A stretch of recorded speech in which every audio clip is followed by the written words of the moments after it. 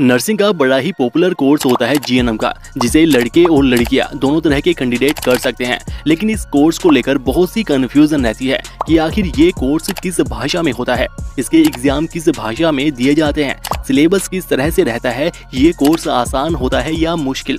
तो इस तरह के सभी सवालों के जवाब दोस्तों आपको इस वीडियो में मिल जाएंगे।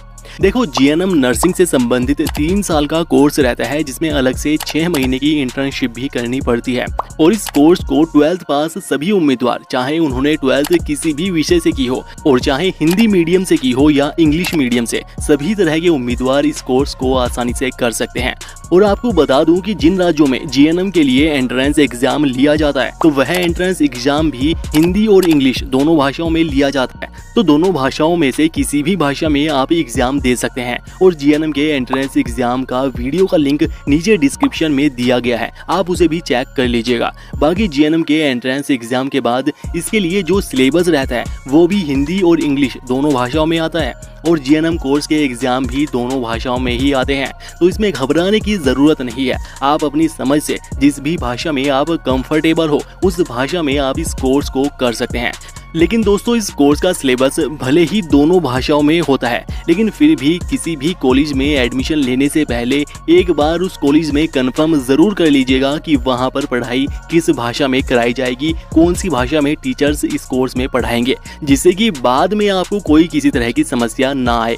बाकी अब इसके सिलेबस के बारे में जान लीजिए। और आपको पता ही है कि कुछ जगहों पर यह कोर्स ईयर वाइज होता है, तो कुछ जगहों पर सेमेस्टर वाइज इसकी पढ़ाई करवाई जाती है। तो पहले ईयर वाइज इसका सिलेबस जान लेते हैं। तो इसके पहले साल में आपका यह सिलेबस रहने वाला है, जो आपको स्क्रीन पर दिखाई दे रहा होगा।